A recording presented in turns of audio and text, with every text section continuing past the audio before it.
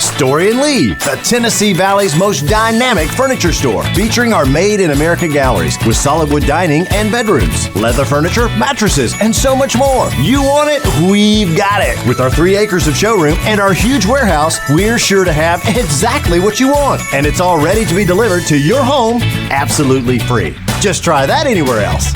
We are Story and Lee. From the Tennessee Valley Weather Channel, this is your afternoon update.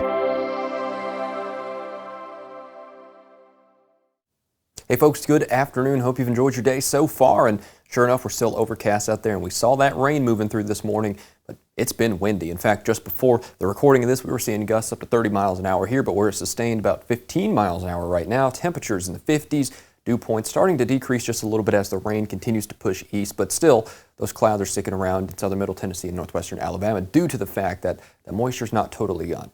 Winds kind of calmer up here right now, but we've also seen some higher gusts. We're in the 50s at the moment here as well. Dew points in the 50s as well, but we're going to be warming up a little bit over the next couple of hours. Taking a look at Futurecast has a pretty good handle on things. There are those showers moving off to the east, but we're continuing at that wind whipping out of the south there, so we're going to see a continuation of that 10, 15, 20 mile an hour wind gust kind of regime here through today. Highs probably getting up near 60, some lower 60s as well. Then as we head through tonight, back down to the 50s, but not much cooler than that. That warm air is just going to overrule that, so to speak, and especially with that cloud deck, that heat's not going to have a lot of places to go. And I say heat, relatively speaking, that warmth usually would disseminate and kind of spread out whenever it's a clear night, but not so in this case. And then as we head through tomorrow, well, here come those mid to upper 60s, and here comes that big batch, that round 2 of stronger weather, right? So let's go ahead and break this down, because we've been talking about this over the past couple of days, and I want to give you 2 scenarios here, right?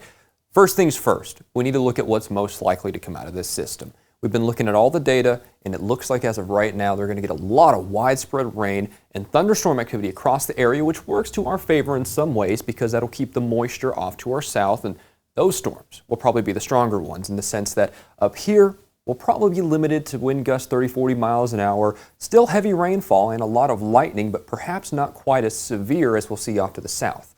That being said, there is another possibility.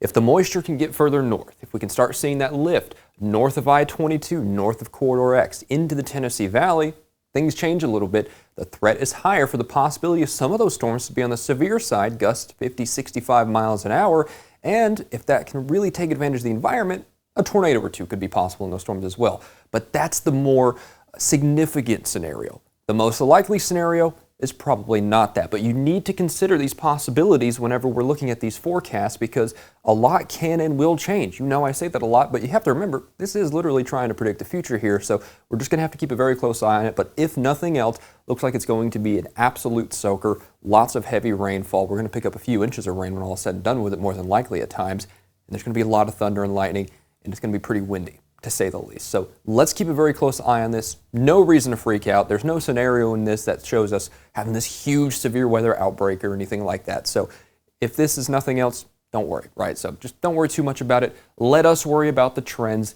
We'll translate that back to you, let you know what you can expect. So just stay with Tennessee Valley Weather Team, and we'll keep you updated. And of course, you know we have a whole team, so if anything does happen, we'll have it covered. All right, so let's see what happens after that. That system moves through, right? Then as we head through Sunday morning, well, you see a few showers still lingering there in the AM, but that moves out of here and paves the way for a nicer Sunday as we head through the second half of the day. Then Monday looks pretty good too. I think we don't have too many issues there to start our work week out. And then by Tuesday, another system's kind of creeping in here, but only a few stray showers are possible there. You see what I'm talking about? Some showers do look, kind of hit or miss there at worst. We're really not thinking that's going to be too big of a deal, but that's later on in the week, right? Looks like the rest of the week, the main story there is that big cool down after we get past these systems. But first, we do have to get past this system here, especially on Saturday. So roll back a few minutes. You see what I was talking about there. Let's just keep an eye on it. We'll get through it just fine. You know how it goes this time of year.